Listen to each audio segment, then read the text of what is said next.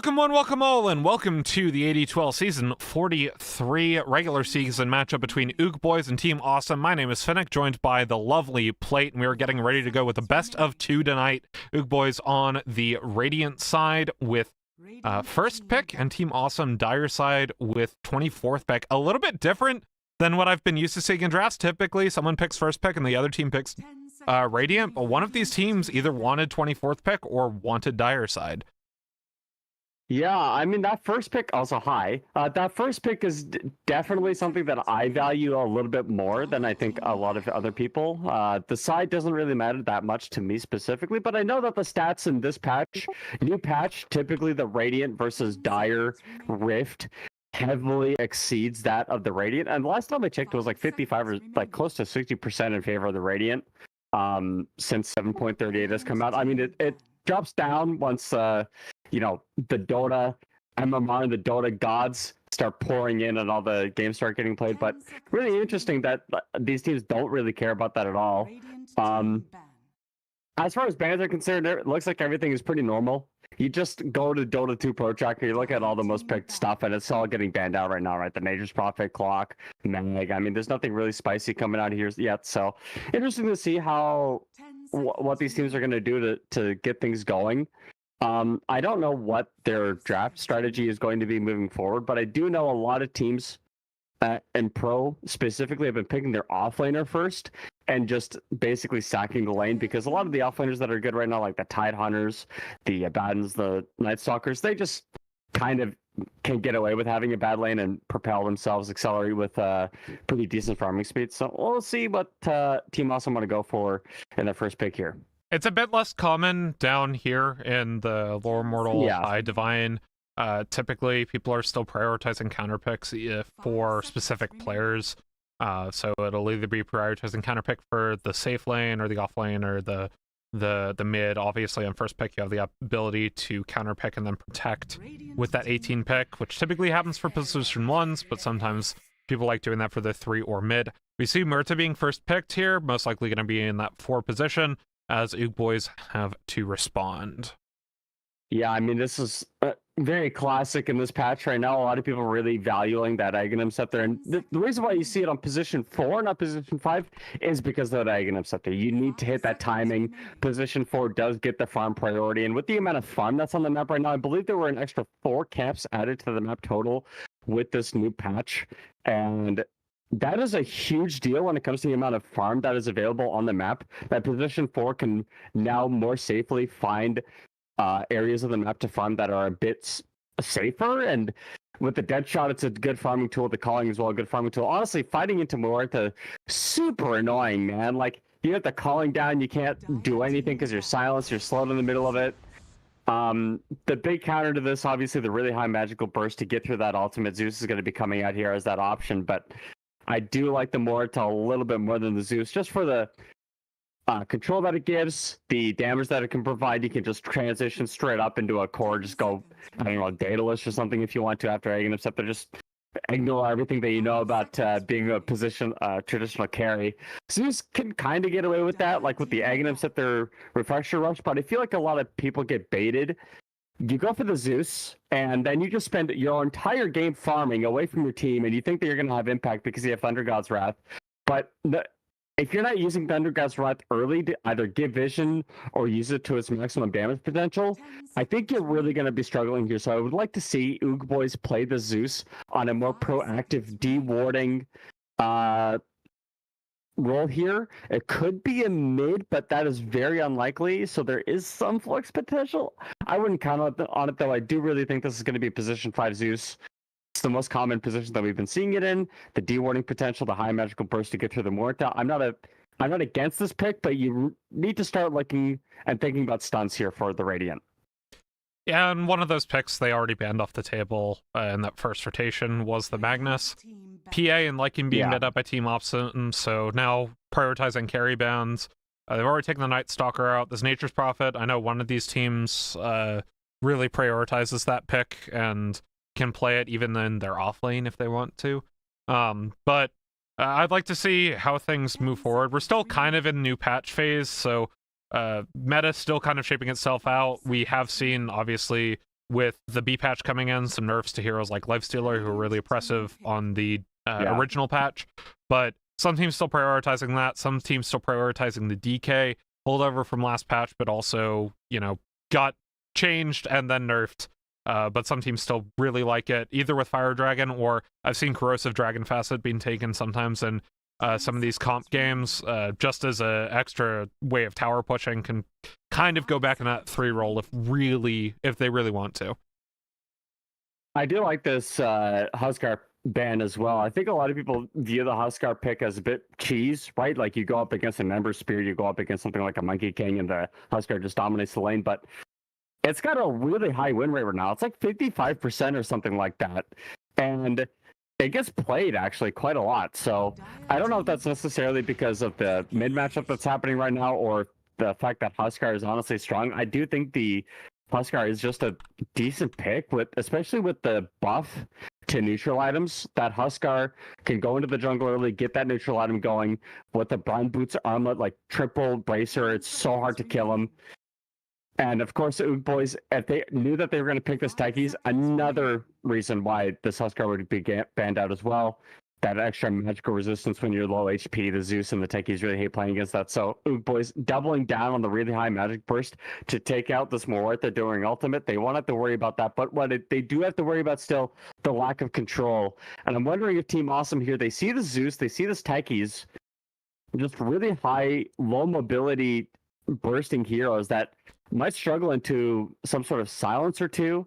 Maybe like a disruptor comes out and just ruins their time completely. I mean, there's definitely some options for them. Well, they opt for the Visage first. Speaking of slightly cheesy picks, but I have seen rumblings of Visage maybe coming back for the first time since they got rid of Wraith Pact. Just very strong in lane right now, and also has a lot of utility. Can do a lot of things that a lot of other offlaners really can't do right now, because we're so focused on these kind of melee, teamfighty, Tidehunter, Night Stalker type position 3s. But now you basically have tower push, tower threat, as well as some mobility and some stuns to help you with the rest of the comp. They pair it with a Lion, though, going in that safe lane support. I mean, it's just a lot of burst here for Team Awesome. With the, what is it, the Soul Rip, I believe is what it's called, from Visage or something like that. The thing that does too much damage for that's what Soul it does. Assumption. Soul Rip is Soul Rip is Undying. Undying, yeah. Dude, I don't know. Dota has like 500 different abilities plus, so excuse me for getting one wrong, but yeah, that Soul Assumption does so much damage. And the one thing that I do kind of worry about for Team Awesome right now, I mean, they do have a couple of picks to address it, but who's going to be the one that starts the fights that can kind of tank a couple of these spells? Because right now, the Morortha, the Lion, they kind of just melt to what Ook boys have on the field right now. And you're looking at what could be coming up. You pick up a high mobility carry for Ook boys right now. Something like a Slark could honestly be decent if you want to go for something a bit tankier. Like an Ursa has been played a lot recently. Is something that can just shrug off all the control that they have. Tidehunter is the other offlaner. Boo! I mean, you're boring. You're boring. It's boring, but it works, dude. It's like one of the best offlaners in the game right now. You hit Ravage, you win a team fight. Yeah, it really does feel like that. I think also a lot of these minus armor heroes have snuck their way back in to the meta. We've been seeing some Elder Titan recently, although I think both supports have been picked for both these teams, so it's unlikely to see that. But still, Tidehunter getting some very nice utility. Obviously, you can stack the Tidehunter lane into whatever's being laned into it. That's going to be Lion +1. I will say, though, Ook boys seem to be picking carry here. I'm a little bit concerned what their carry pick's going to be, because it is laning into a Visage. They opt for the Terror Blade. How do you feel about this matchup? It depends on how I think the level 3 spike is really important. It also depends on what the Terror Blade is going to be going for in terms of skill build. Reflection is not that useful in this lane particularly. Morortha doesn't scale the Deadly Shot or the Gunslinger early on. If it's a position 4, just goes, maxes the Q and the W, so it's not really going to have that much impact there. Typically, when I think about a good terribly lane, you really think about that reflection, right? It's really good against Night Stalker, really good against Magnus. You know, neither of those are going to be in this lane, so that Metamorphosis is really going to have to come out. And you think about the position 5 that's in your lane too. It's a freaking Zeus. Like, it just does a little bit of damage, but you do not have any survivability in this lane whatsoever. If you get hit with the dead shot from the Muerta, the Visage is there with a couple soul assumptions, you're just dead. And the Ursa comes out. I mentioned this before. Yeah. You have to be a little bit careful because, you know, that mid-game matchup, the Terrorblade does have a very favorable matchup into it with the Sunder. But in the lane against the Tidehunter and the Techies, this Lion Ursa combo definitely has some kill threat at the Techies overextends, and the Tidehunter won't have any mana from the mana drain. So I do really like how the lanes are set up for Team Awesome. They just need to go for a mid here. Thinking about something like an Invoker, if they have an Invoker player, is the big thing that comes to mind. Techies has come back into the pool. If they have a Techies player as well, that is something that has been picked by you boys. Is it? Okay, well, that is something that they could pick up. I mean, it's definitely meta right now. I mean, everyone's kind of banning out mids. Dazzle, this is something that I have been told by one of the captains is something that they play. You know, Dazzle, Core coming back, my least favorite mid every single time. I hate it so much, but they give him the new Aghanim Scepter, and it's really enabled him to do a lot more with that kind of semi-carry mid setup that kind of came into fruition when we first got the universal changes over a year ago now. I think Team Awesome needs... The problem is they don't have any, like, just thing that starts a fight, is my... Like, maybe a puck here, honestly. Something like a Dream Coil onto a Zeus Techies could be really, really impactful. The silence as well to stop the Terrorblade Sunder. You could go for an Aghanim Scepter rush to scale because your Ursa and Visage really have that mid-game timing that they rely on really heavily. Or you could double down on the mid-game timing, pick up the Leshrac, and not go the facet that does damage to... they're going to ban it instead. Okay, whatever. Who cares? Well, who cares about that idea? The thing is, the TB's already picked up. They go for the puck. You were saying that. I feel like this is a... If we're not going to pick Leshrac, we have to ban it, because it's not going to get countered unless Oogboys is like an Invoker player that is really confident on Quaswax Invoker, which really Quas Exort is kind of the meta right now. So either way, they opt for the puck. Does leave Oogboys potential to take something lane dominant into it. The Quas and bin out as is the Leshrac. Is it going to be Invoker? It has to be, because you have the Cataclysm with the Tidehunter. It's just such a, like, Ravage plus Cataclysm is a one team fight almost every single time. Yeah, Team Awesome don't have anything to team fight into it. They just have to, like, they just can't commit to fights the way that they would normally like to. I mean, I just feel like it's so obvious, but I don't know. Maybe they're scared about something. No, they go for Tiny instead. I don't love this pickup as a mid laner right now. I really think he's much better as a carry. Unless this is like a Tiny 4 in a Techies mid, but I doubt it.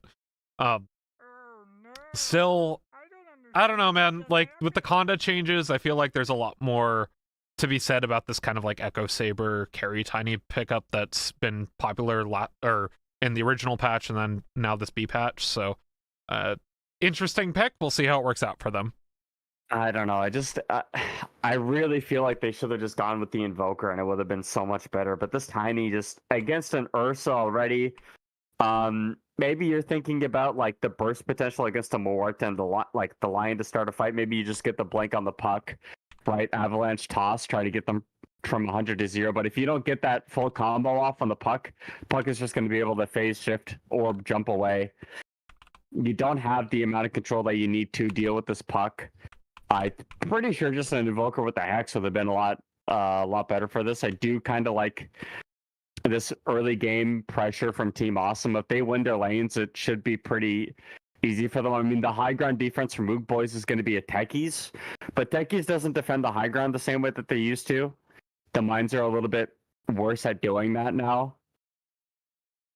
I mean, I don't know. I'm kind of favoring this dire lineup, but if it gets past like 45 minutes, it's going to be really hard for them to win. I'm kind of favoring Team Awesome here as well. I just don't think A, there's no answer to this puck, really, and B, like I just think Visage is going to have enough of a favorable setup where they really realistically can win both their side lanes and probably also win the mid lane.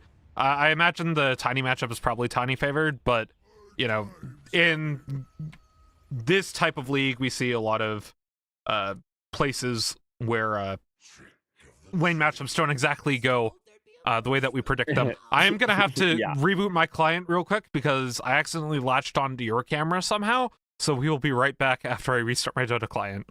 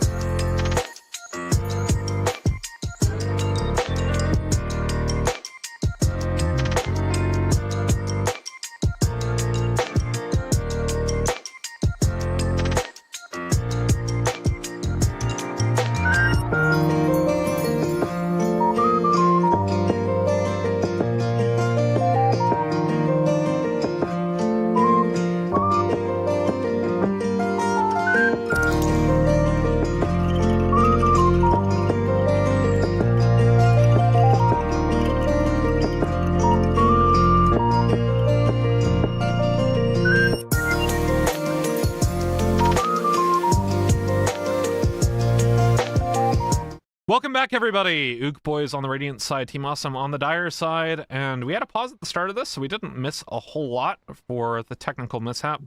I will say, I'm interested in how these two teams towards the top of the bracket pretty much should be guaranteed playoffs are going to play these kind of late week matchups.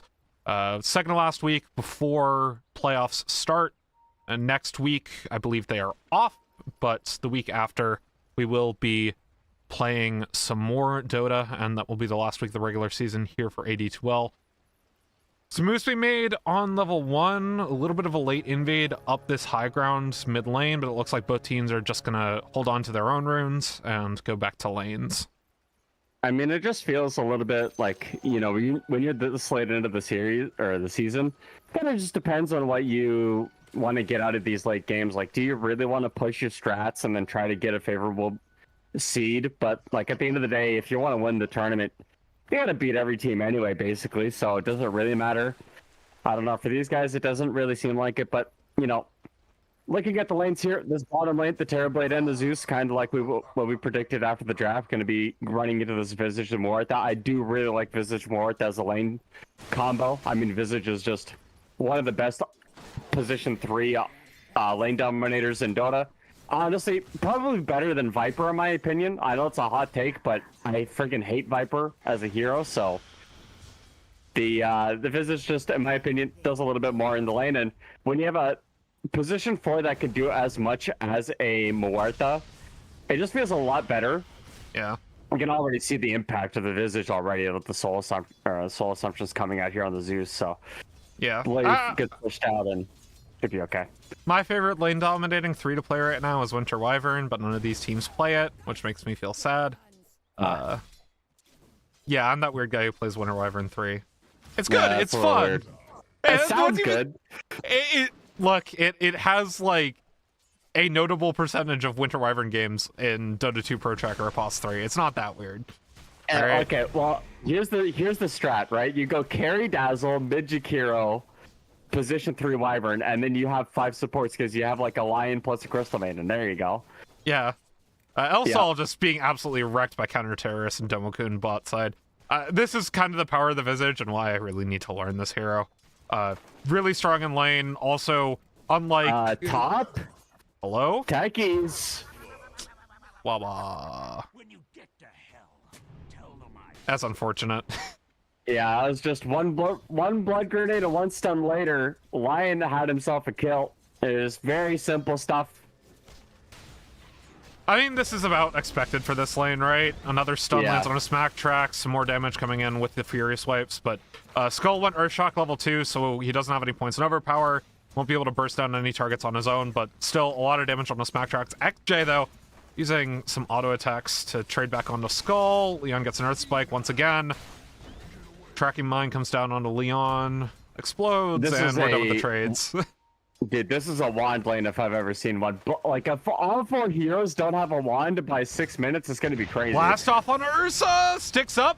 Earth Spike lands. Skull trying to get on FJ. He goes down though to smack tracks, and thus a carry for a pos 4. I'm actually liking that a lot if I'm the Tide Hunter, because any small trade wins that we can get in this lane is a massive win in a lane that they're supposed to lose. He's 12-1 to a 10-2 Ursa, feeling very happy with it. Meanwhile, bot side 8-1 Visage, TB sitting at 7-2. It's just been a lot of health trades going the favor of Team Awesome, and the wave is now pushing into them, so they should be able to get the CS advantage here as well. They just Damage on Domokun. He's pretty low. Worried. Blood grenade lands. They get the silence on the Stonks, but he's moved back into the middle of it as counter terrorist takes down El Sol. Stonks just way too far away from his carry there. That's the power of the Visage. I mean, that's exactly what we're talking about, right? Like, we did mention this, the reflection did absolutely nothing, and then you pop the metamorphosis. It just can't help you, dude. Zeus just has a lightning bolt and a prayer, and that's about it. And I mean, like, yeah, Sol goes down, probably with the Terrorblade, really high armor, no HP whatsoever. And Soul Assumption does a stupid amount of damage and doesn't care about your armor whatsoever. So, kind of seeing the problem there with this Terrorblade pick. I believe it was Terrorblade picked into Visage, if I'm not mistaken, right? Like, yeah, it's a little bit weird in my opinion. Definitely a lot of better options to go into this Visage lane, but that's what they decided to go with. So I'm not gonna judge them too much. They didn't pick the Terrorblade for the lane. They picked it for the pushing potential. Sev dead shotted away from the water rune. Demokun's made his way in. The Avalanche lands. Toss as well. Silence lands on another Tiny. Shrimp Tech comes in. Illusory for a little bit of damage. Sev picks up a tree, throws it at Domo, and gets the kill from the rotating support. That's probably not worth it for Morta. I mean, it's kind of close. You deny the bottle refill on the Tiny, but depends on how this level 6 goes for the Puck. If Puck can get level 6 before Tiny, it's probably okay.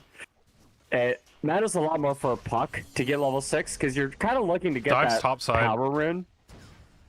After and Smack Tracks are trying to cut this wave, Skull and Leon are having none of it.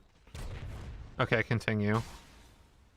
Oh, they're just talking a little bit about semantics here on the Puck. I mean, Shrimp Tech does kind of look like he's, he kind of wants to come up top, doesn't want to come up top. I don't blame him for not going up there. I mean, this is just shenanigans galore. This Tide Hunter has this double lane, and he's gonna just walk it all the way back. He's fine with this. Yeah, he's just trying to hard cut, as you do in losing matchups as your 3. This is a very, very nice strategy from Smack Traps. Takes it all the way into river. Leon's gonna try to pull this one over towards one of these camps, but instead just gets the Earth Spike and the mana drain onto Smacktrix, who takes the double wave right to his single wave, and actually is gonna deny the Ursa a lot of CS here. So very smart position 3 playing from the Tide. As we take a look at the net worth, he's actually sitting still below the Ursa, but pretty even, only about 200 gold back. The only one who's really has a gold deficit worth noting is that bot lane, but Domokun dies to Stonks. Stonks ends up falling, but Counter Terrorist pretty low with the Metamorphosis and the clone. Should be enough to kill him. And just like that, the TB's up to the same net worth as the rest of the cores. Yeah, I wonder what the decision-making process was in that bottom lane. I think the Muerta and the Visage were really low, but committing to the Lotus when you're that low, not ideal. And the other thing, too, that I want to point out, the level 6 or the minute 6 power rune for Puck, incredibly important. Like, really dictates the play. Avalanche gets out, but the silence does not stop you from getting autoed, and Sev was just in range. Kill lands on the Tiny over Shrimp Check. He's now top net worth. And I was questioning the Tiny pick, but it is a good lane into Puck. Even if it isn't the most optimal mid laner right now. If it's a good lane, it might be enough for this team comp, because you have the 2 other lanes that should be losing. But if we look at the net worth, 3 of the top 4 are Ook boys right now, so not the game plan Team Awesome wanted. No, and this is really bad for them. I mean, they needed to get more out of this Ursa lane, I think. Ursa is top of the CS, but the The boots still haven't been upgraded yet. I mean, the Orb of Corrosion has been built on the hero, but you kind of need to get some more rotations out of your Molart, I think. Let the Visage get level 6 a little bit quicker. He has it now, but definitely could have had it at that like minute 6 timing, I think. They just brought the Molart up top with the dead shot, get a kill onto the Techies or the Tidehunter, and then just call it a day there. Your Visage isn't under any kill threat whatsoever to a Zeus Terrorblade. Sev roaming top. Bring the puck bottom. Yeah. Sev made a run up top, but he was spotted out. Has a Soul Ring first item. So even though it looks like he's low on mana, he's really not. Puck made their way down bot, but didn't really find anything as both safe laners kind of ducked behind their towers, and Elsol is actually just doing TB things. He's at level 6. He's just farming creeps now, and will not be showing up to that lane anytime soon. And Tiny also managing, you know, he got the Arcane Rune bottom lane, the last Power Rune to go, and then this one, he gets the regen top. Speaking of top. Oh no. FJ goes down, Skull's pretty low, Stonks as well, he gets the lightning bolt out and ends up trading for the carry. Demokun misses the dead shot though. The Smack Trick should be able to get out of this one. And so going 2 for 1 in favor of Team Awesome, as both supports end up falling for Ook Boys. I mean, the crazy thing about that play is Leon is level 5 and also not playing Tidehunter, but he managed to get a Ravage, that Earth Spike, stunning 3, just letting the Ursa beat down whoever he wanted to. Yeah, not what you love to see for Ook Boys, but it is both supports for a carry, which is about even this early in. We see a Sticky Bomb onto Leon, he gets another Earth Spike, Skull's here, the Ravage used by Smack Trips, and Stonks is around as well. Gets the Lightning Bolt onto the support, but Skull just moves out of the way. So the Ravage is committed, that's a very long cooldown early, and it's just a trade of supports up top. And a big rotation mid too. Counter Terrorist is coming in that middle lane to try to get a pick off onto the Tiny, but... Toss on the Shrimp Tech, dodges away. Moving in with the Illusory Orb. Skull finds Stonks topside. Counter Terrorist lands one familiar stun, but the dead shot moves Sev away from the Visage. I'm curious to see how Sev is going to play this Tiny, because I mean the patch notes ruined grow armor on this Tiny, which makes it a lot worse against the Visage in particular. That, I mean, just not having that much armor as before is pretty bad. Though, yeah, it does have like 10 armor underneath the tower, so it kind of seems decent, but... A spike on the FJ, follow-up silence from Shrimp Tech, and the Hex, FJ! Goes down to counter-terrorist auto attacks, actually. Demokun tried to steal that away with dead shot, and did not land. I mean, the big thing they have to worry about when you're playing against the Visage is the defensibility of your towers. Who on the Radiant want to defend a tower at this point? The answer is nobody. Nobody wants to be in mid right now. I mean, the Zeus is there to sap experience. Tiny's going to come, or the Tidehunter's going to come in. No Ravage. No Ravage, 59 seconds and no mana. Yeah. Demokun's here alongside Leon. They drained his mana, dead shot him away. FJ and Sev following up. Sticky Bomb doesn't land on anybody though.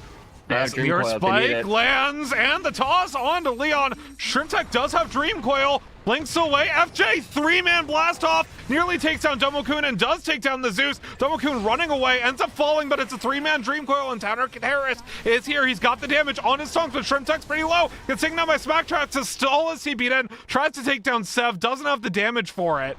And this is very disastrous for Team Awesome. They lose 3 just for a support. They might be able to take down Sev. No, the toss back. Skull's out of that one pretty easily. Now L Small and Smack Tracks are here. 14 seconds on Ravage. Skull's turning around. The TPs are coming in from the supports. I can't believe they're still fighting this right now with the meta coming in from El Sol. A nice stun lance from the Familiars as a 2-man Earth Spike gets in from Leon. But Smack Tricks, 2 seconds on Ravage, 1 second on Ravage. They get it off right on cooldown, and they don't take down Leon. The Hex lands on the Smack Tricks, and he won't be able to get a kill off of it.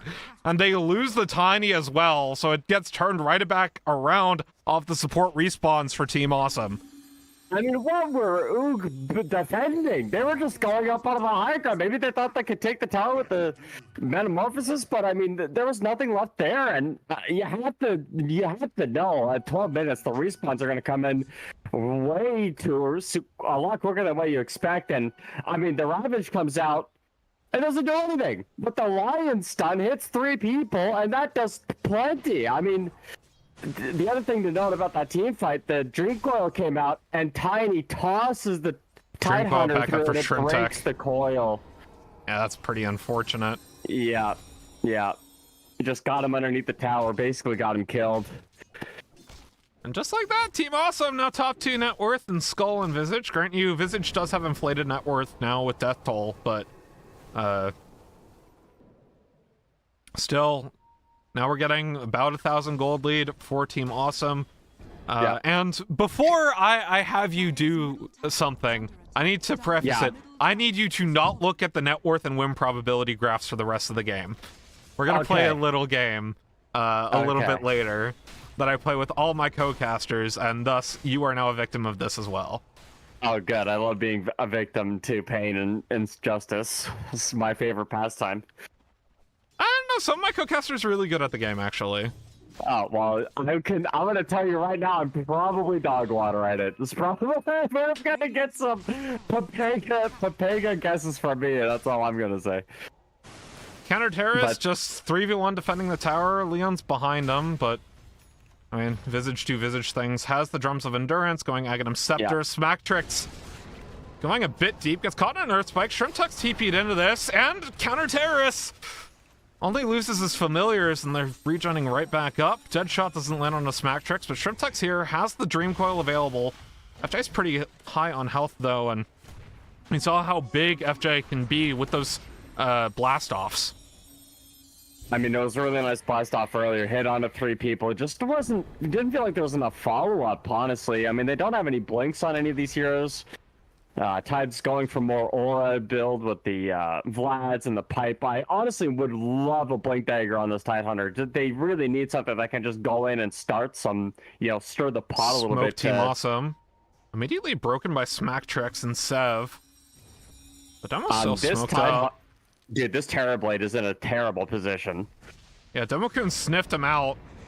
But who's actually caught whom right now? Damage going on his Stonks, as well as the Dream Coil. He unleashes the Thunder God's Wrath, but he's taken down. Demokun pretty low. Smack Tricks gets the Ravage onto absolutely everybody. Demokun goes into the ultimate, gets taken down by the Blast Off. His Counter Terrorist falls as well. 2-4-1 in favor of Oog Boys, and Team Awesome, they had the better inroads to that fight, and they're gonna end up losing it pretty heavily. Shrimp Tech should be able to get out safely as the puck, but still losing the position 3 Visage and the position 4 Muerta for only a Zeus. Gotta feel pretty good for Oog Boys. Oh, and they get Leon there as well. Was busy following the puck. Dude, the puck made an excellent play on that team fight up top. He kind of, everybody died. He's like, you know what? I can still do something here. Clears out the wave, so it just forces Oog Boys up top for that extra 30 seconds. It's going to let the Ursa farm a lot more, right? That Battle Fury is going to be coming up on the corner. Kind of a late Battle Fury, in my personal opinion. But that is the consequence of going for the Orb of Corrosion. I don't know if Skull needed to go build that Orb necessarily, but maybe, throughout the mid-game, it could be pretty decent. Tormentor going to be going the way of Team Awesome as well. This is very big objective. Even though the gold did get nerfed, it's still incredibly important to pick up for your team. And the shard on the Lion is super value against this Radiant lineup when you have so much magical burst damage, right? That Zeus, the Techis is all magical. You can dodge Ravage very easily by mana draining the Tidehunter. He's got the blink up as well. Yeah, and Ursa's got his Battle Fury now, 16 minutes on it. As you mentioned, a bit late if he was just rushing Battle Fury, but with the Orb of Corrosion, that's actually a pretty decent timing. He's sitting at the top of the net worth charts right now.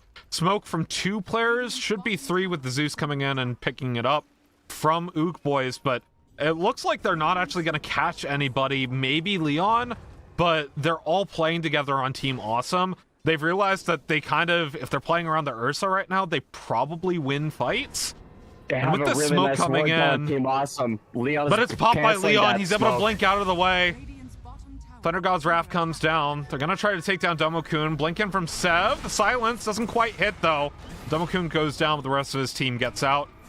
That is about as good as the smoke can be from Ook Boys, and even then, it's not that great. I mean, I really do kind of think that the Dire could have fought that because they had a perfect ward on that high ground. would have spotted literally everybody coming in. Sev, DD, avalanche toss on the Skull. FJ's here, doesn't quite land the blast off, and Skull's able to enrage and Q away. Still gets hit by the sticky bomb though. Sev has blink up in 4 seconds. Tree toss lands on the Skull, he's pretty low, and FJ gets the kill off of a tiny toss, so Sev actually gets the kill credit. Yeah, the sticky bomb is super stupid. Honestly, completely dumb how that ability works, but you know what? I'm not here to complain. Good job by the techies catching that out. Zeus has to be a little bit careful, and by that I mean he's pretty dead here. He's able to get back under tower. Dreamcoil committed as well as Leon stun. TP coming in from Elsol as well as the Tidehunter. Illusory out of the way for the puck though, and 2 TPs used. They're not going to be able to get much off of it. Metamorphosis is up for Elsol though if they want to take a fight now. But they are down there. Zeus. I think they want to go. Oh, they blink. Shrimp Tech's dead. Yeah. They didn't even commit the Metamorphosis for that. That was just blink avalanche from Sev. Gets the toss back and Elsol gets the kill in the air. Another toss? Smack Trex? Oh no, Domokun pulls back into the ultimate. Leon's trying to feed him mana right now. Domokun gets out just barely with the Pierce the Veil. I wonder what the decision is from Team Awesome. I mean, they're just going to let this tier 2 tower go, but they are pushing this bottom tier 2 as well with the Visage. And they get it. So it's not a loss, it's a trade actually. It's not terrible, but they did lose too, right? The puck goes down. And the Radiant they're just gonna keep pressing. They have the Ravage still on the Tidehunter. Why wouldn't they keep going? We have a pause. Mouse died. All right, it's time to play America's favorite game. It's a little game on the stream we call Guess the Gaben, where you, without looking, have to guess the Dota Plus win probability before I end up revealing it to everybody. Okay. I'm gonna guess that Dota Buff hates Visage. And I'm gonna say that it really likes Tiny. So I'm gonna say 65% in favor of the Radiant. 61% in favor of the Radiant, actually. Oh, now down to 57, 58. I mean, 64. Okay. 64? It's like okay. Okay. At the exact moment, it wasn't quite 65%. They do kill the Ursa though, so we'll swing that win probability ever more in their favor. I mean, it's a good attempt for your first ever time doing it. Very good for your first ever time doing it. And you've picked up on the hating of Visage pretty quickly. Anything that is inflated gold, be it Doom or Visage or Alchemist or Bounty Hunter, Gaben really dislikes. Yeah, I mean, I just think it honestly, the way that I view Visage too a little bit, you kind of win the lane and then lose the game. If you don't really get the Bloodthorn timing, I find the Bloodthorn build on the Visage to be a lot more decisive. I find Elsol though. Tiny's here. Silence, dead-shotted away by Domokun. Counter-terrorists, Leon, Shrimp Tech are kiting away right now. Honestly think they could have gone on that. The team was just not there for Egg Boys. They had that ward there, and they just don't fight around their vision. If they're going to take a fight at any point, that's definitely the one to take. Counter-terrorists. Tries TPing out. Gets stunned up by the familiars, so FJ cannot get the blast off to stop it. Really slow going for Team Awesome right now, and they're just gonna go on. I don't know if going on Tide is the decision you want to make, but it's the one that they have decided to go with. Well, they commit the Dream Coil, Silence from Huerta as well. Pierce the Veil committed. The Skull keeps going on to Smack Tricks, but that skin from the Tidehunter keeping him alive, and he's able to get through all that CC. And comes the blink stun from Sev and takes down the support for good measure. And yeah, so Kraken Shell. Yeah. Very, very good ability against things like Dream Coil, against things like Lion Stun, especially if you layer them like that. So unable to really get on top of that Tidehunter. Doesn't really feel like the Dire feels strong enough to really start making plays up around the map the way that they really want to. In this middle lane, there are Oh no. That's like the third time Ursa's been picked off in this mid game. Yeah. since he got the Battle Fury. He has Blink Dagger now. This should be a fight timing for them, but he's third in net worth, sitting almost 2,000 gold behind the Tiny. It is looking pretty dire for the dire side, if you forgive my pun. I have to, but I don't like it. Elsol taking some damage, but he's kind of just shrugging off the damage from the familiars, and Smacktrix is here, still has the Ravage. They get the Earth Spike down onto Elsol as well as Leon's ultimate, but Elsol just tanks it up like a champ. Damage coming in from the Zeus will commit the kill onto the Lion, and now counter terrorist trying to get some more damage on Elsol. They commit the Ravage. Down he goes. Should be able to get Domokun. The Sunder used on Smacktrix. The Dream Coil as well. They get down Smacktrix. They might be able to take down Elsol. Excuse me? What was this turn? Stonks ends up falling, or TPing out. Yeah, I don't want to, you know, very rarely will I ever say, wow, one play really ruined the fight, but that Sunder was the... That was a really bad Sunder. That was a misclick. That really seemed like a misclick. Yeah. TB giving all his health on, like, I thought it was Team Awesome Sunder, because all of a sudden Tidehunter had no health. Oh no. Yeah, Tidehunter had no HP, and the Terrorblade had like half HP left. It was like, also they were like us two underneath the tier 2 tower. Now, I have 2 rules of Dota. Very simple, okay? Number 1, don't walk up high ground as a team if you're not smoked and you don't have vision. Number 2, don't dive tier 2 towers. What do? They dive tier 2 towers. They feed away whatever gold lead they... Well, I mean, some of the gold lead they have. But, again, just don't make that mistake. It's very simple. Don't dive tier 2s. If you're not as a team, don't do it. You don't have to. They didn't have to go underneath that tier 2 tower. They popped the Ravage, and nothing comes out of it. So, you know, Team Awesome now, they get themselves a breath, right? They get access to more of their map now. Maybe not. Parker's going to die again. Goodbye, Puck. Oh! Dodges away from the Tiny, but the Sticky Bomb does not land. Shrimp Tech actually had the Blink Tech. Oh my gosh. Easy, dudes. No more Puck things, right? Just shift Q the Blink Dagger and you don't get hit by Sticky Bomb or just regular mines. True. Okay, BKB up for Skull, you know, around the corner, of course. Very big timing for the Ursa. I mean, you kind of need some help sticking to your targets. I don't think a Diffusal Blade is really an option, but again, you kind of just need a little bit of help. I think you probably need your line to give a little bit more help here. But again, where's the team fight coming from the Dire, right? For the Radiant, it's obvious. You have Ravage. That's your team fight. You don't need anything else. The Dire, it's a little bit more nuanced, right? The calling from the Muerta, you need to pop the Dream Coil on top of it. I mean, you're hoping for like 2 or 3 man Lion stuns. Like, there's a lot more nuance to this Dire team fight that I think the Radiant have been playing around very well because they're just sitting behind the Tidehunter. And I mean, like, Tide can shrug everything off. He doesn't care, dude. Like, cast 500 spells on this guy. He's still gonna walk around with this pipe. Finger of Death doesn't do anything to you or your teammates when you pop the pipe as well. Gonna go for a Yield Scepter too, just to really mitigate the amount of control that your opponents have on top of you. I really like this pickup. It's a very smart pickup. They're also going to make moves towards Roshan, top side. They have the vision for it. They have the mines as well. So, yeah. And minus armor from Smacktrix. Elsol is meta, so should be a pretty quick Roche take for them.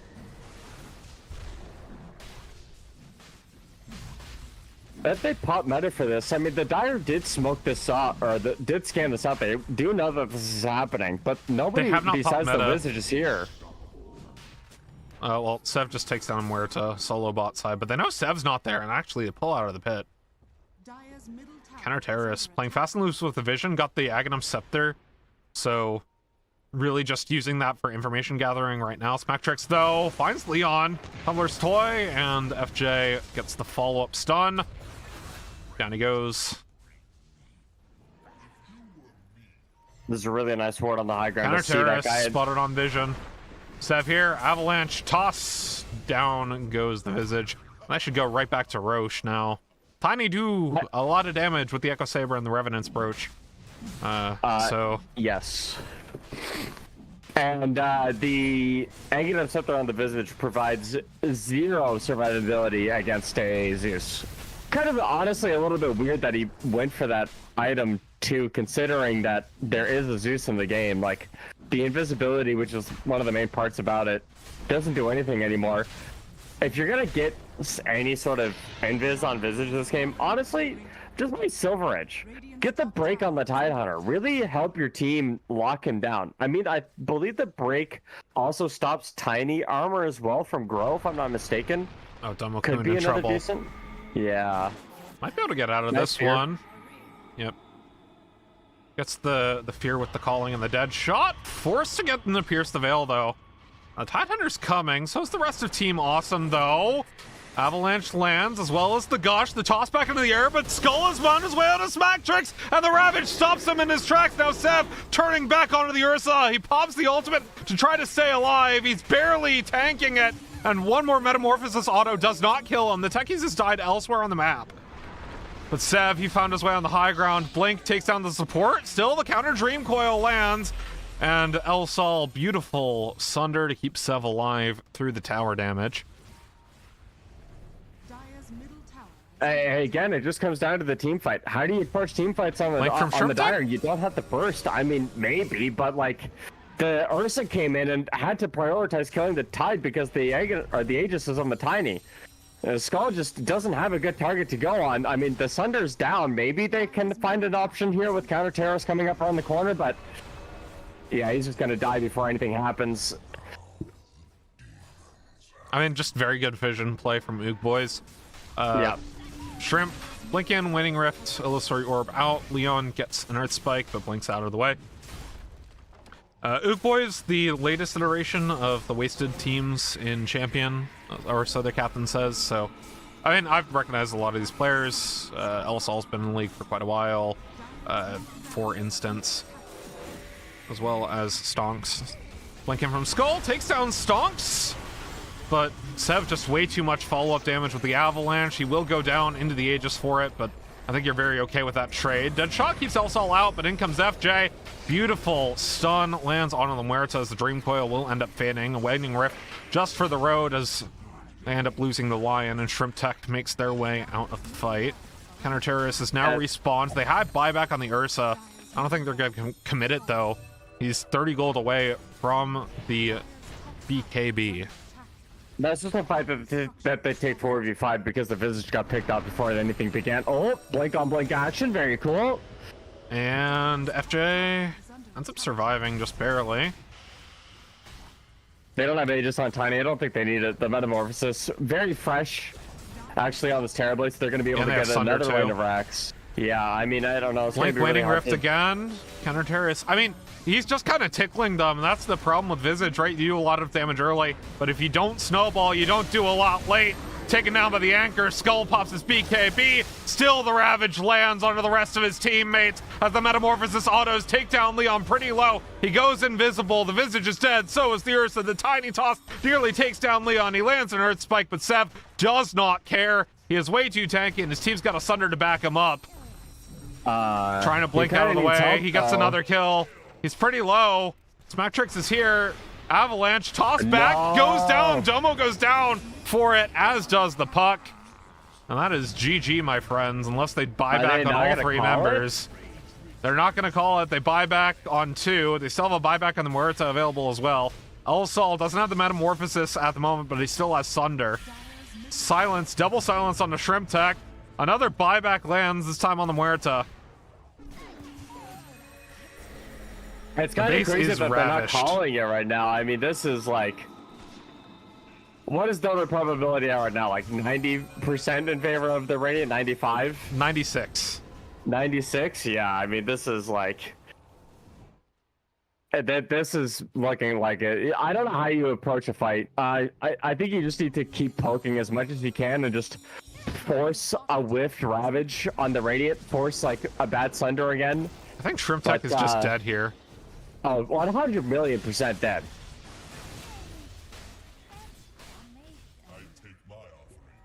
Yeah. Yeah. So this is a best of two. Both these teams sitting towards the top of the league right now. I believe Oog Boys are #1 in the league, if I'm not mistaken. I'm gonna double check that real quick. But the other team is only one game behind, so If this series goes 1-1, I think Team Awesome would be pretty happy with that, all things considered, but they are evidently losing game number 1 unless some miracle happens. Yes, it is Ook Boys sitting at the top of the league, tied with Family of Golf. But as it stands, taking on the last T3, Ursa's farming something right now in the side lane. He's not going to get a whole lot for it. He's going to lose the rest of his team. Samokun goes down. To die back as well. I mean, not that it matters at this point. This game is over. I mean, Mega creeps at 32 minutes. The only person that can clear the Megas is the Ursa, to be frank. Unless you build like Maelstrom Mega Interceptor on the puck, which is you're not going to get to that point in this game, I don't think. I mean, the Tiger pushes too much with the Tiny, with the Metamorphosis. Techies as well. There's just so much damage that can be coming up in this lineup. Back to base. They're gonna try to make one more fight out of it. 21 seconds on the puck, and just the dive comes in from FJ. Smacktrips ends up using his ultimate as they take down Skull with the illusions from TB. Lose both supports for it, but it does not matter. Counter-terrorist silence goes up on the high ground. GG called, and Ook Boys take game number 1. Yeah, I mean, I guess we were wrong. Tiny just did a lot of work in the mid lane. I did not expect the matchup to be that bad. I thought that, you know, the Dire were going to win the side lanes a lot more, you know, a lot more convincingly, but they didn't. And the entire game just fell apart right under their feet. They couldn't kill the Tidehunter. They couldn't kill Tiny.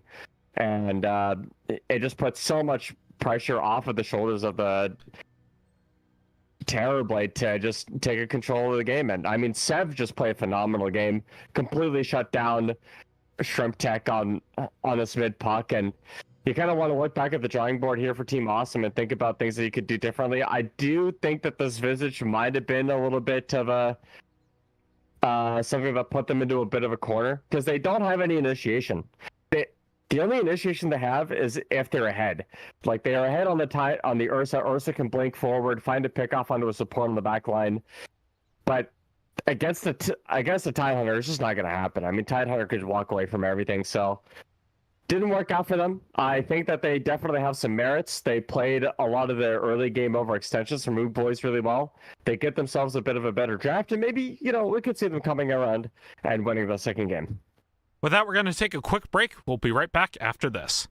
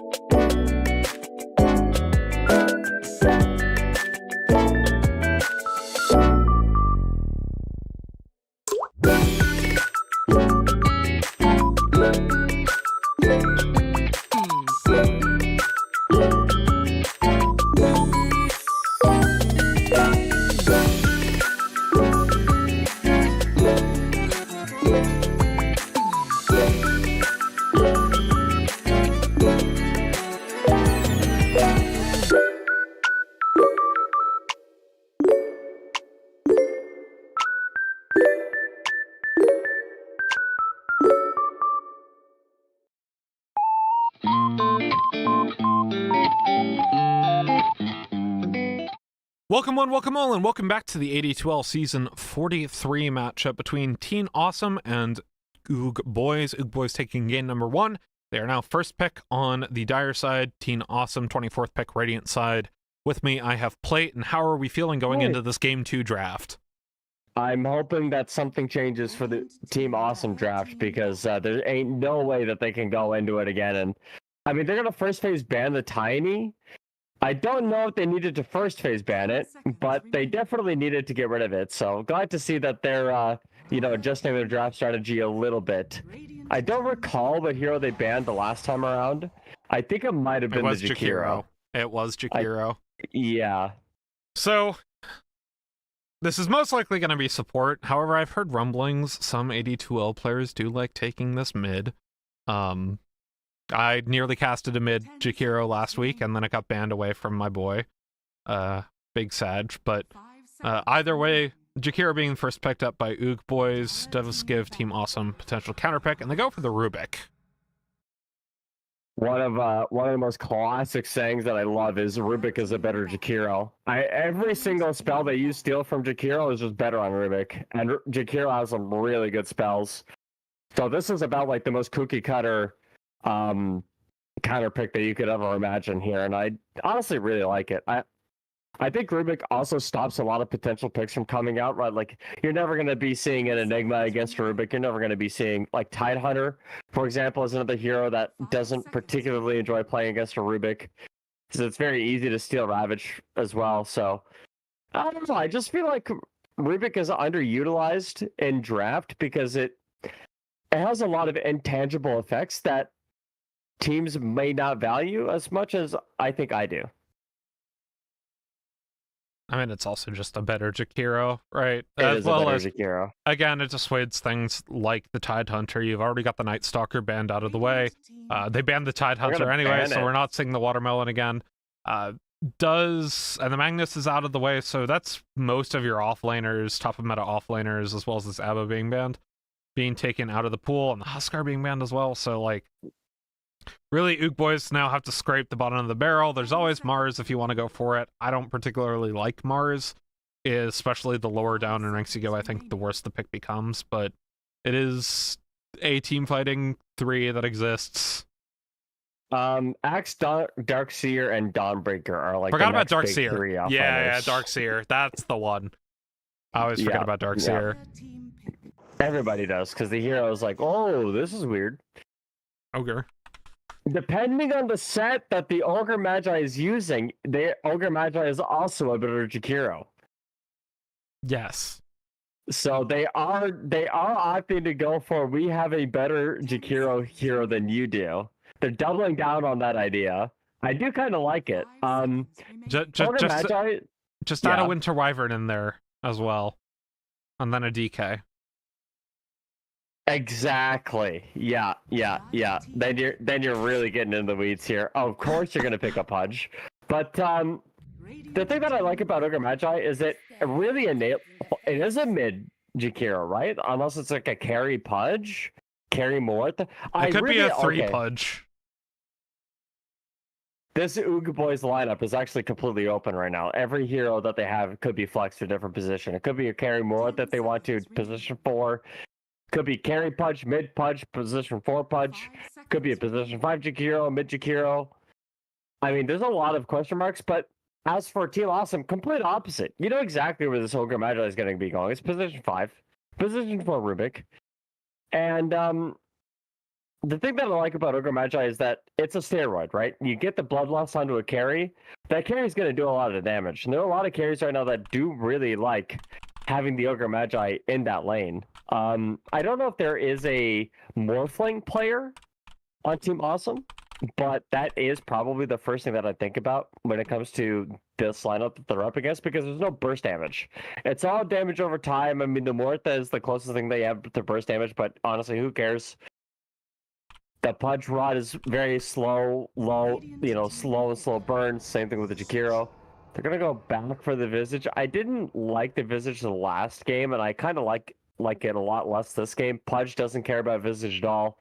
With the Flesh Heap active, Jakiro can deal with the Familiars pretty well with you just drop a Macapire on yourself. And obviously the Muerta with the ulti doesn't really care about this. So I'm not a big fan of this Visage.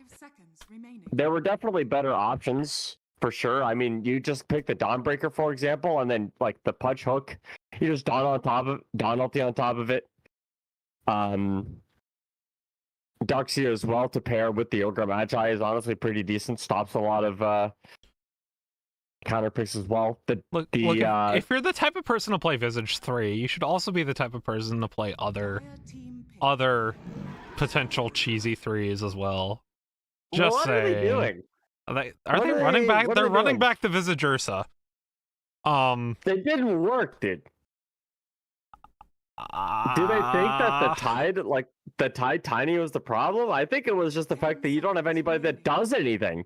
Who's gonna what's your team fight, Team Awesome? What's the thing that's gonna get the fight happening? Because the entire time the last game was nothing to do with the draft. It was just the fact that nobody had a blink. I mean, I think the line had a blink, but didn't really use it to initiate fights. And Oog boys, they have a punch. A punch hook starts a fight. Yeah, but a stolen punch hook also starts a fight. Okay. Well, I mean, that's like a Hail Mary. You know what I mean? That's like, you're down 21 points in the fourth quarter. You have 10 minutes left. You have a throw Hail Mary. You pull Tom Brady out of retirement to get the throw in. I don't know, dude. It doesn't feel like it's gonna work. It doesn't feel. We don't talk about Tom Brady in this house. What is it? 10 seconds remaining. Why not with Tom Brady? Yes. What's the problem? And Bill Belichick, both. Oh, you really? Okay, you're just not a Patriots fan. Of course not. I'm a Steelers fan. Oh, that would explain. Yeah, well, that would explain it. Okay, well, football aside, Team Awesome need a mid laner that can with a circle, is my opinion. What mid laner has a circle, you ask? Sure, I mean Winter Wyvern. Yes. Also Earthshaker. Which is better and actually meta. Look, my brain goes to Winter Wyvern every opportunity it can. You really can't set me up like this, all right? I see. The Leshrac, Earthshaker, or the... Well, so they have 24th pick this time around. They didn't have 24th pick last game. So yeah. I think this time they're going to have a counter pick for whatever's mid. 10 seconds remaining. This is an August Siren position 1 going into the Visage. Visage Rubik. Coddle has been seeing a lot of play mid recently. I don't love mid Coddle here though, just because Ursa kind of shrugs off everything Coddle does. It's I think the matchup is like 50-50 because Ursa's very ulti reliant. If you don't have ulti on Ursa, or if you try to wait with the ult on Ursa, you're just gonna get slowed to all hell and kited and bursted down and dead. And I think there's just a lot that you have to try to use your ult to shrug off here. Also, the really high magic burst is really good. Oh, Beastmaster. Wait. So it's a mid. So it's a mid pudge. Okay. So Beastmaster. I don't love Beastmaster right now, man. 10 seconds remaining. I think it's okay, but it's awful into this mid Earthshaker that's going to be picked from Team Awesome. Please be an Earthshaker. Please be an Earthshaker. No, it's just Quab. You may now select your hero. Is a triangle a circle? Discuss. No, it's not the same. The thing about the Earthshaker is you just blink Echo Slam, kill 2 people. You know what I mean? Yeah, you blink Sonic Wave, kill 2 people, Sonic right? Wave. No, I think you're exactly right. I think Ook Boys has this. Yeah. I'm questioning the Beastmaster pick still. I don't think it's particularly strong right now, and you don't really need a single target BKB piercing stun, especially because Ursa, if he goes X, can just dispel it. So, yeah, I don't know, man. Team Awesome could make something happen. Once again, if they win their side lanes, it can be very good for them, but Ursa's going to have a harder matchup than last lane, and Visage is going to have a harder matchup than last game as well. So I'm less enthused with Team Awesome's side lanes this time around, even though they have a potentially winning mid lane. So I'm looking at Dota 2 Pro Tracker because I wanted to get a little bit of info on this mid Beastmaster build. Well, it's 3 Beastmaster, not mid. Oh, it's Smacktrix 3? is playing Never it. mind. Yes, that's playing Pudge. Yes. Okay, whatever. Who cares? Okay, that information, that research, irrelevant. Who cares? Mid Beastmaster. Okay. All right, Max Wild Axes. It's time. The mid Pudge build looks like it's Rotten Core. Interesting. I would assume that, to be fair, but is that what the Pudge this game has gone for? It is. Okay, so he's a knower of the build.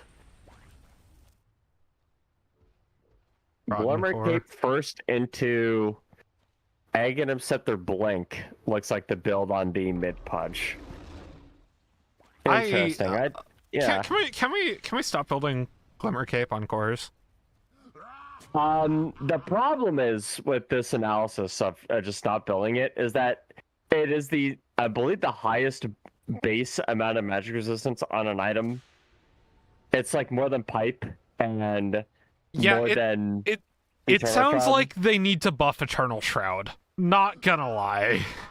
Well, okay, I floated this change over to a couple of people. I'm curious to see what your thoughts are.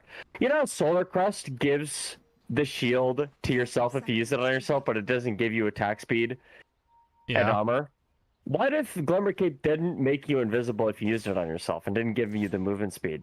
Yeah, but then the magic barrier. The thing is, any nerfs to Glimmer Cape just makes supports feel that much worse, right? Like this is the problem. The problem isn't Glimmer Cape is overtuned. The problem is the other alternatives are not good. So, blind hook from Sev, not gonna hit. Okay, new idea. Taking 2 apiece.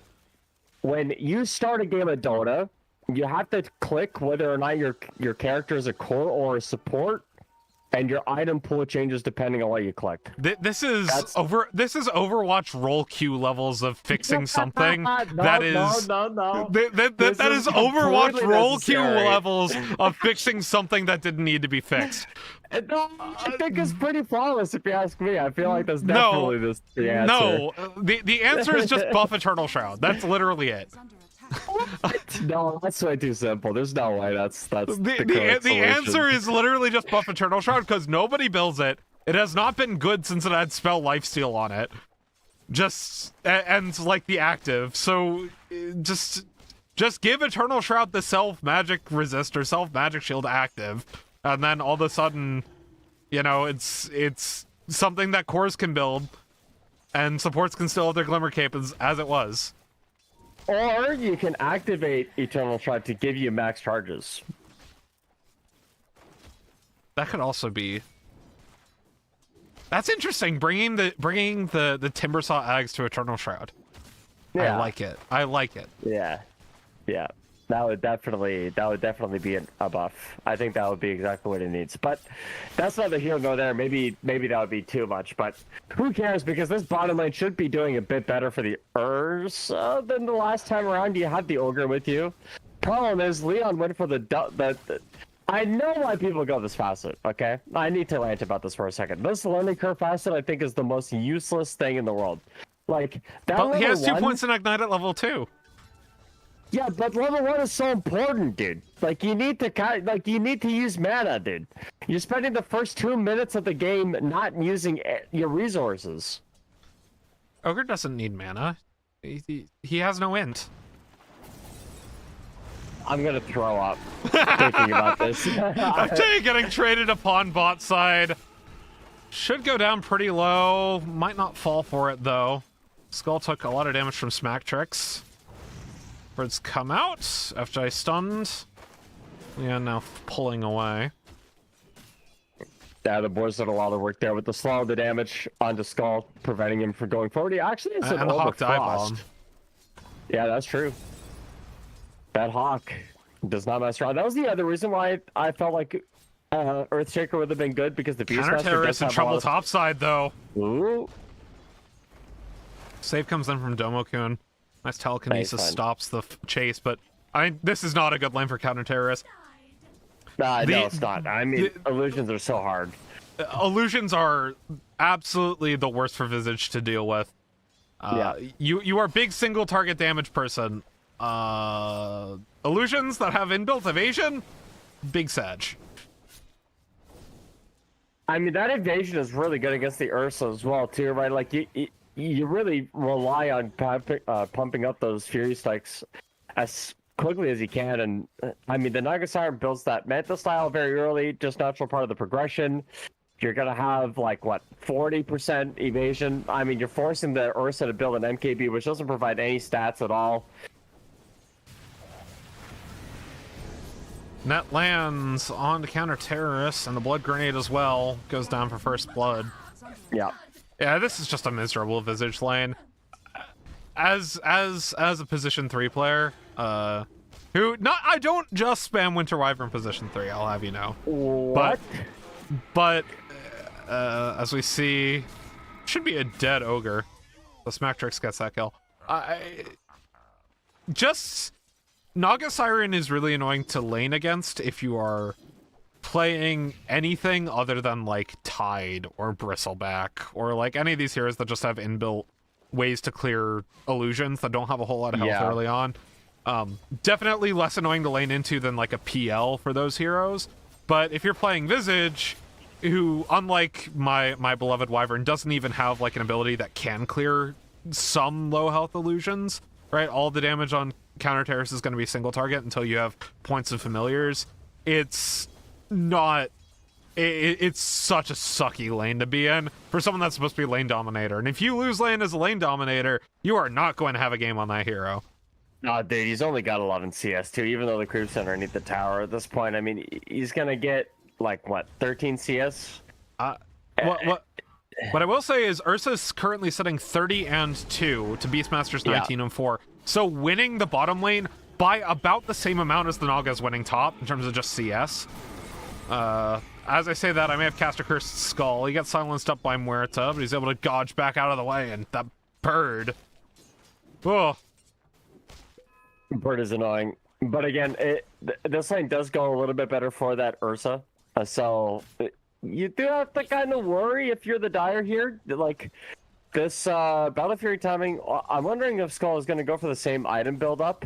But either way, I'm very curious to see how he's going to actually play this game, as Leon is just bullying this poor Muerta this whole time.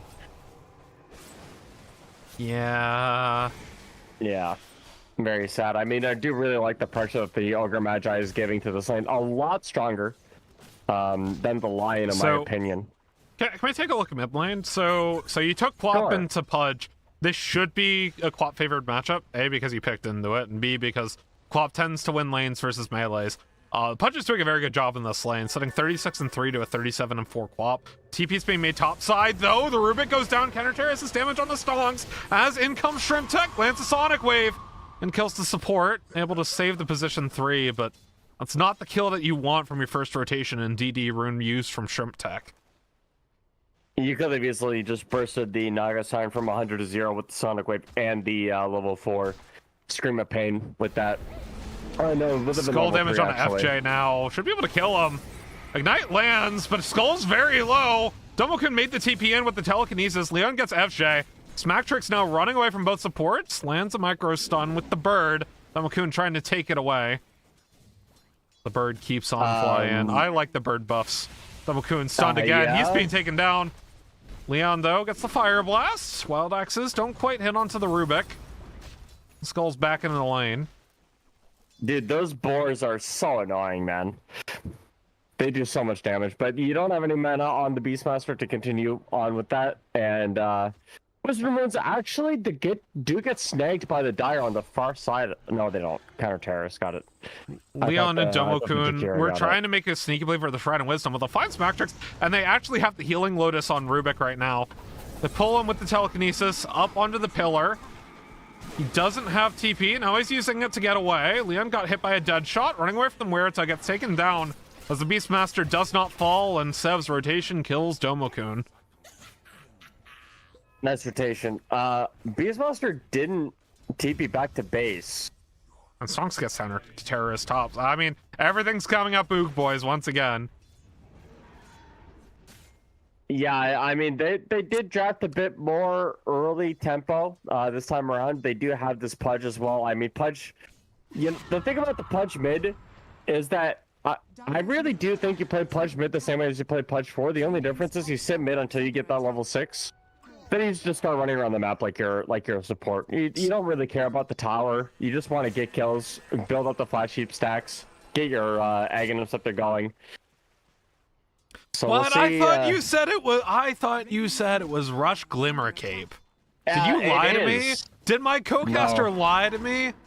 With the Ags actually clearly being the Rush from the Pudge. Skull is very, very low. Yeah. The Deadshot lands. Leon's here though, gets the Fire Blast on FJ. And the Helm Dom creep nearly takes down Skull. FJ should end up falling for this through the Ignite and the next Fire Blast. Nope, never mind. And Deadshot lands on the Leon. It's pretty low. Shrimp Tech though, he ends up killing the support and Leon stays alive. Backtracks. Cannot stay alive either with TPs coming in from Demo Code. Okay, that was a sick rotation. That was a sick rotation. That was such a sick rotation, actually. That was completely necessary. Nice job, Shrimp Tech. I will say the Visage is currently sitting only 600 gold above the next support, but the Beastmaster is also down in the dirt as well. So, but not nearly as badly as the Visage, who, might I remind you, went Death Toll. So, yeah. Not a fun game to be the Bird Boy. Dude, I really think if you're Visage this game, you gotta figure out a way to deal with these illusions. Like, is that even your job? Who on your team does? Is it the... probably Quap, right? Quap is the one that can do that with the Sonic Wave. Because, like, if I'm thinking about it, you're not gonna have the right clicks from the Ursa to do it, because they're not gonna have evasion. I mean, at this point, it's like... He's going... I do like him not rushing the Bongo Boots this time around, instead opting to go for Vlad's, right? Just a bit more survivability, a bit more utility for your team. Add survivability to the Ursa as well, who we saw in the last game was barely surviving or barely dying in a lot of fights. So I do like the itemization adaptation. It's also a lot cheaper than the other items, as the Chikira ends up falling top side. Leon will be the sacrifice, though. That's a nice kill on a counter-terrorist.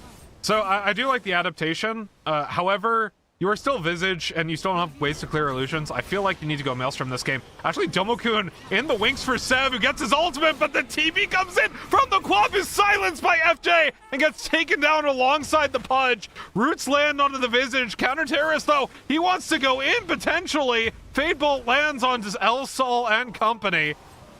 As the Ursa dies elsewhere on the map, TP coming in from Leon. But... oh man. So the Ursa was trying to TP up top to help with that fight. And he TP'd in the middle of the wave in front of a Beastmaster that had Roar. So you know what this Beastmaster does? Thank you very much. I'm gonna pop a Roar in your face, kill you with all the creeps that I have. Also, Ursa, if you don't go Aghanim Scepter this game, you are actually trolling. It's probably a grief if you don't build Aghanim Scepter this game, actually. Yeah, it's probably right. You are the only target that this man wants to Prime Aurora, and you have an item that counters Prime Aurora. So go that item. But it also helps with the Pudge ultimate as well. Yeah, it does. Also for the Ice Path, if that ever happens to you. Yeah. Dire's middle tower is under attack. This is very useful. Now, if you get Muerte to silence, you're not able to use it. Speaking of, though, Leon gets chunked out, but a huge Sonic Wave lands, and El Sol nearly falls. He gets the Song of the Siren out and is able to TP away, but he lost his Muerta and had to commit quite a lot for it as the punch comes in, lands the hook on to the Ogre Magi. And Sev's continuing to run around with the phase boots. They won't continue the chase, but maybe he wants the pick on a counter-terrorist. Sonks is waiting in the wings. I think he wants to go fishing. He's gonna fish. And he caught himself a bird with the Ice Path landing, as well as the dual breath. In comes Shrimp Tech, though. Sev might go down for this. FJ comes into the fight, gets the Pierce the Veil off, but they end up losing the punch for it. Silence lands on the Shrimp Tech, trying to get out of it. It gets the kill onto Stonks. In comes the Rubik. Domokun still silenced as well. They're just trading auto attacks, and the dead shot does not do enough to Shrimp Tech as Domokun gets the kill. Sev just using that flesh heap, or that meat shield, sorry, way too late. He had it, like when he popped the hook, when he started the dismember, could have used it, but he just waited. I think he was trying to be greedy with it. By the time he used it, he was basically dead, and that definitely would have kept him alive for a lot longer. 26 damage block from all sources is an insane amount when you're talking about things like the Rubik coming in, when you're talking about the Quap, when you're talking about the Ignite. Like, it just really adds up. And I don't know, I did think that the punch could have definitely had a little bit more of a trying to get Shrimp Tech mid lane. We see TPs from both the supports. They won't want to go in on this, but they're on vision. And more TPs coming in. Dead shot, swinging a miss from the Muerta. Stonks is TP'd into the fight. Shrimp Tech playing behind the creeps. We see Leon in the wings. Just clearing the wave is Shrimp Tech. Domokun still doesn't know they're on vision right now. Now they do, as the boar hit up the high ground. Sev goes fishing, gets dodged out by Shrimp Tech. And they clear the ward. This Rubik has dismember. That's honestly a pretty big pickup here. The blink dagger timing on the Rubik is going to be very important. That's how they initiate. Blink dismember from Domokun. Yeah. But they need to get the blink. I don't think they're going to get blink dagger in time. I think this dismember is going to run out by the time they have blink. Perhaps. Blacktrix got his favorite ancient black dragon and is the helm of the Overlord. Shrimp Tech, though, he's on the side, has the Sonic Wave up and available to him, and as I say that, lands it onto 3, stolen away from the Beastmaster is the Primal Roar, and he gets taken down by his own ultimate. Counter-terrorist on the side as well, looks for Stonks. Ancient Black Dragon coming in to do a little bit of damage to the Birdman, but should be cleared up with the rest of the team.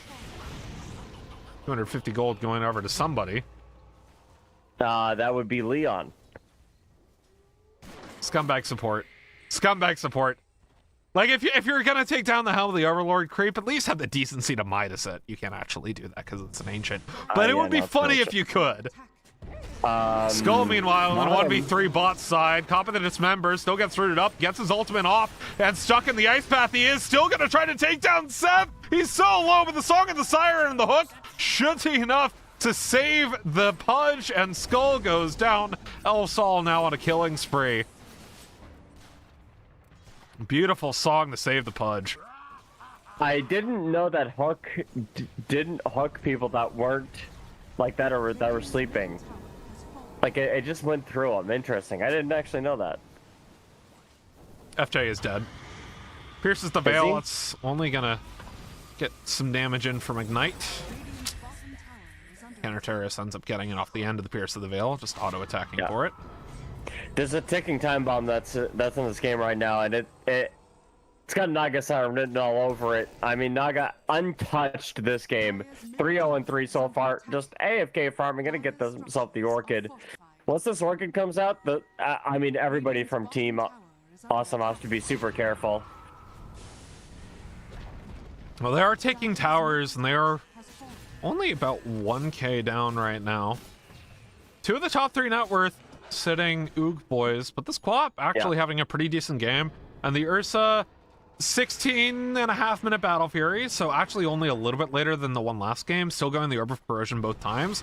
Not too bad. Shrimp Tech caught on an Ice Path, and the Primal Roar as well. Still, Stonks goes down, and in comes the Ursa, but not before the Quap ends up falling. Domokun's got a killing spree, uses the stolen Primal Roar to get damage onto the Beastmaster from Skull and counter-terrorist. Down he goes. The Quap was traded for support in Pos 3. Sev is making his way into the fight, fishes for a Leon and gets him, but not before a stolen hook and meat shield is taken by Domokun. Sev now trying to run away as counter-terrorist and Domokun and Skull are all chasing onto him. El Sol does not have the Song of the Siren for another 68 seconds. Cannot save his Pudge this time around.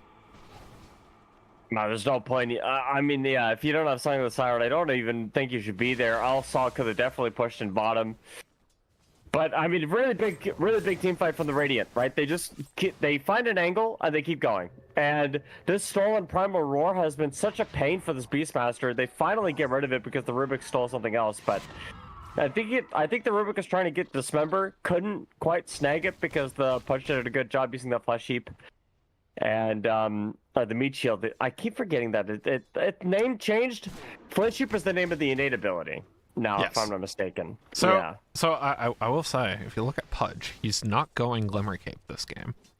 I'm kind of it's tilting me a little bit because it's just better than Eternal Shroud. And it's but the close. mana though. But the mana though. What do you care about mana for on Pudge? But the mana though. What do you care about it? It doesn't do anything. But the mana though. Maybe Smoke out he's Team thinking Awesome.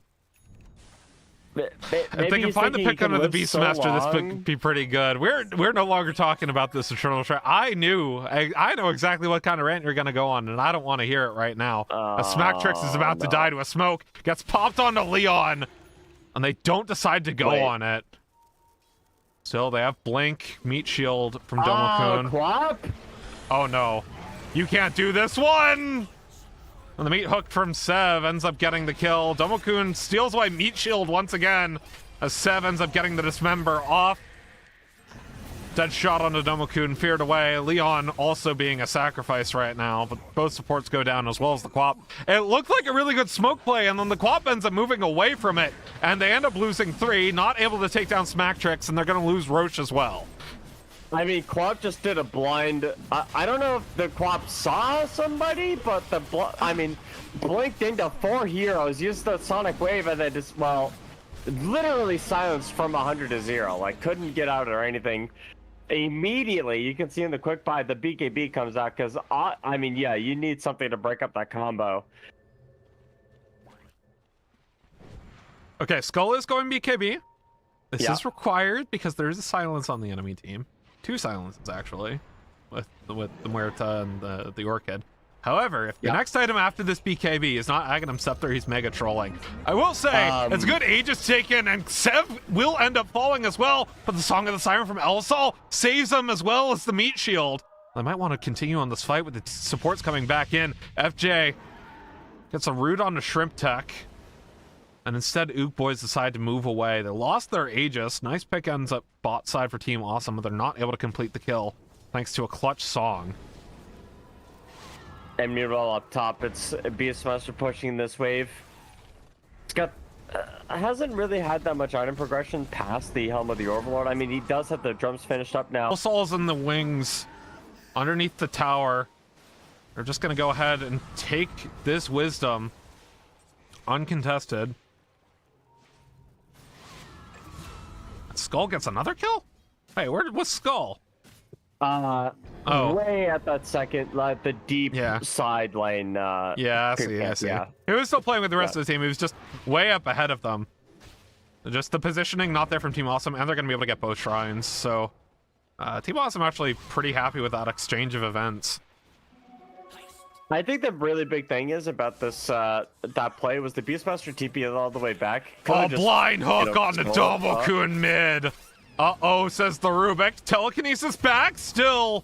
Sev just auto attacks and uses the rot to kill the Rubik. There's a smoke play happening in the bottom jungle, but I mean, when the play happened in mid and Sev got that kill, the TPs came out from the people that were in that bottom lane, so the Dire actually don't get anything with their rotation. There were people there that when they started, but they left. So counter-terrorists want this Aghanim Scepter again. I really honestly think you just gotta go Mjolnir. You're actually not a bad Mjolnir carrier on Visage. And it really helps you against the Naga Siren. Like, who else is gonna build it? Ursa, he doesn't want to do that. He's got a Battle Fury this game. Goes BKB, really needs an Aghanim Scepter. But, like, at least go Maelstrom, but, like, Mjolnir is actually value on Visage, right? Because you can just Mjolnir your familiars. Sev? This should be a very dead Pudge. Get the Dismember off. Counter-terrorist gets the kill. No Rubik there to steal the Dismember, though. Yep. And Tormentor being taken. Team Awesome 2 for 2 on Tormentors this series. I mean, Macropyre committed onto Leon. Force toss him well. Over towards Stonks with Domokun here. Should be able to kill the Jakiro. Blinking from Skull just in time as Leon steals the kill away from Skull. And they go right back onto the Tormentor. Well, they still have the Fury swipes from before, but they have to be careful because this Tormentor I don't think is going to die. Yeah. Yeah. Tormentor stops. They lose the support for it. They're taking the T2 tower bot side, but the TPs are coming in.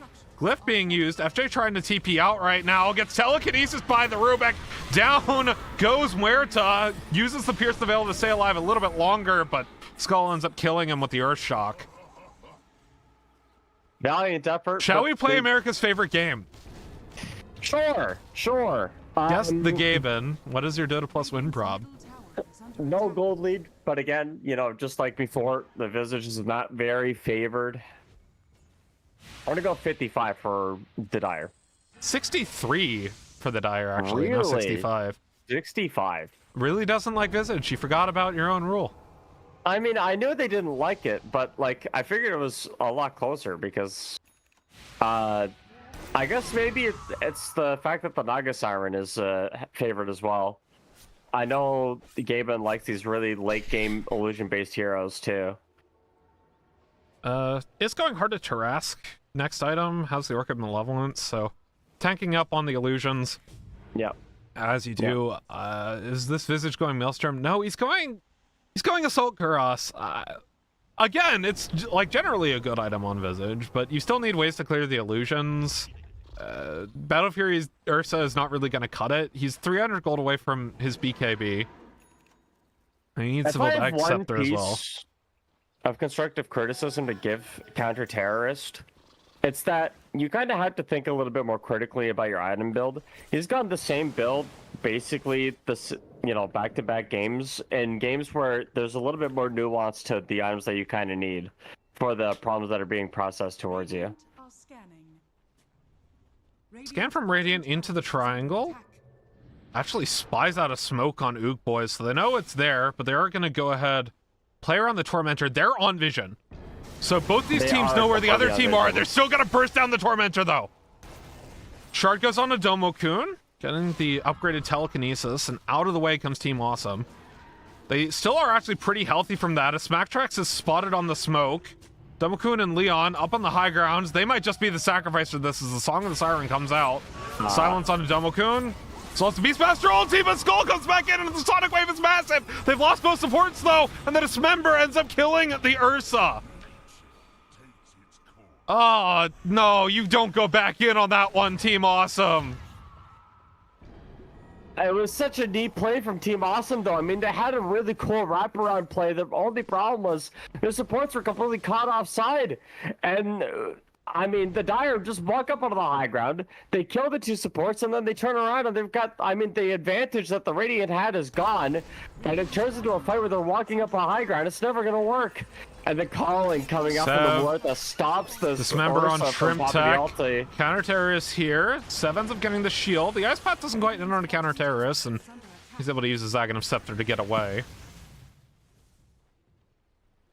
Even Punch going BKB next. So Ursa is doing the correct thing after this BKB. He's going Aghanim Scepter. I think that's kind of their last timing where they're going to be feasibly ahead of this Naga Siren, who is... almost has enough gold for Heart of Tarask now and is going Bloodthorn. So it's getting ever closer and closer, more radiant for the Dire side as Shrimp Tech ends up getting out of the way of El Sol. Tower being taken mid lane. El Sol's not there. BKB from Skull. They're trying to get onto Sev. He pops a Dismember as well as the ult from Smacktrix, but Skull just enrages it off and takes down Sev. Now moving on to Stonks. The Yule Scepter stops Skull in his tracks. The Macropyre goes down, but not before Skull can get the kill onto Stonks. Now Smacktrix running away. In comes Shrimp Tech, trying to turn back around, but in comes the Sonic Wave. Down goes two more. Now El Sol is all alone, does not have the Song of the Siren. Shrimp Tech's continuing the chase on El Sol. He gets the illusions off. Force step up onto the high ground. The sun lands from Leon. This is going to be a full wipe in favor of Team Awesome. If anything has anyone to say about it, And Shrimp Tech goes on a killing spree, and it's a massive fight for Team Awesome. They're going to be able to get some more map control out of that one. Oh man, I just absolutely love it when my team goes one in at a time. Just walking in, it's a little conga line. Just beating Team Awesome one kill after another, and they just play the fight so perfectly. It's a nice Sonic Wave onto 2. I mean, the initial stun onto the Seb to get things going, just completely going in their favor, and now the 4,000 gold lead for them.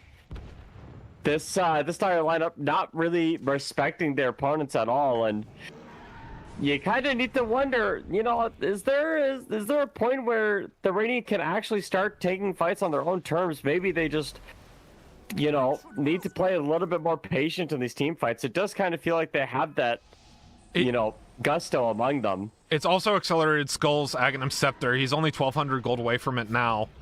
Yeah. And they want more. Blink on a Sev. They find FJ on the side. He has to pierce the veil as Stonks tries to get the Ice Path and the back repair on a Skull, who pops his BKB. Elsol's on the side, though. Takes down Leon, but not before his punch goes down with Domokun. Force taps onto the high ground, but Skull, he's way too low. Gets taken out by the combination Smack Tricks and Elsol, who ends up using the Song of the Siren to kill the Rubik. And it ends up being 4 for 1 in favor of Ook Boys, and we just caster cursed the living hell out of Team Awesome there. Dude, it was another, you know, it's kind of crazy how Team Awesome and not back-to-back team fights, because there was a team fight that happened after the Tormentor fight bottom, but they hold the high ground, and their advantage, they give it away completely, because they just, like, the Ursa blinks down to the low ground onto Sev. They don't have the patience to wait for the Dire to go up onto the high ground and hold it. And it just feels like a really critical mistake where you can just wait. I know you just want a team fight, so you're a little bit antsy. You know, just give it a couple of seconds. Let the Dire make a mistake. You know, like Napoleon once said, you never interrupt your opponents when they're making a mistake. And they did. They blinked down onto the low ground, and then the Dire go up that ramp on the sideline, get the high ground advantage themselves, and then feel comfortable pushing down onto the low ground and just isolate targets one at a time. Really nice play from the Dire here, you know, using the Beastmaster as the battering ramp through the wall of Team Awesome. And, well, we're right back where we started, aren't we? I mean, it feels like a completely even game, but, you know, there's at least something to fight for both teams. Okay, well, I've actually never seen that show. Well, it's Game of Thrones to Game of Throws. Oh, I see. Yeah, I haven't. I've never seen an episode. I've seen plenty of shorts about it on my YouTube feed. I only got like a season and a half into Game of Thrones and ended up never finishing it. Some might say good because people really hated the ending, but like I don't think a bad ending can ruin a show that had like 5 really good seasons, right? Like, well, I know Mass Effect 3 was ruined for a lot of people because of the ending, so maybe there's something to say about it. Yeah, but BioWare. Okay, hot take. BioWare's writing is not actually that good. Shrimp Tech in trouble topside. Nope, TP's out. Yeah, Song of the Siren stops him. Oh, bye, Shrimp Tech. Why pop the BKB? You know you're gonna be dismembered. Wait, hold on. Maybe. Big brain? Big brain? No, Beastmaster comes in with the wild axes. That was a good attempt, though. No, honestly, I just don't like BioWare's writing team that much. Mass Effect is like...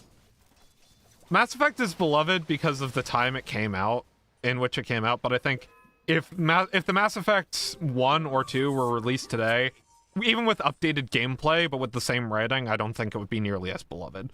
I see. I think the one that did... Who did, what is it? BioShock?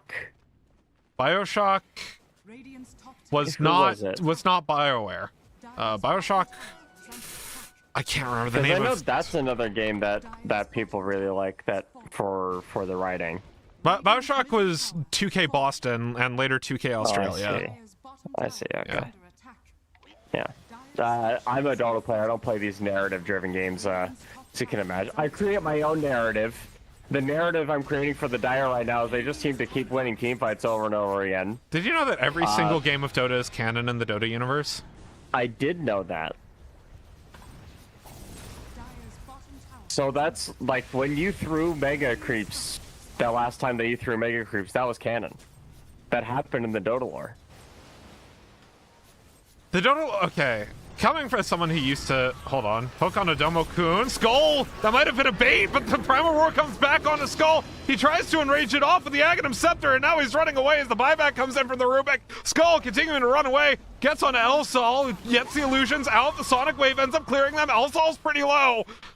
He does have the Song of the Siren, though, if they want to continue this or maybe get out of the fight. Smacktrix, though, does not have the Primal Roar. Domo-kun ends up stealing the calling, tries to get the silence onto Smack Talk.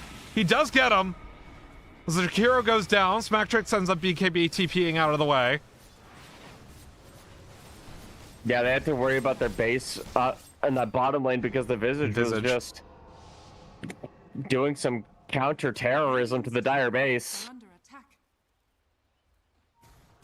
Is that the... Because it... I'm sticking with what I said. I don't think he was defusing any bombs. FJ is dead. Oh.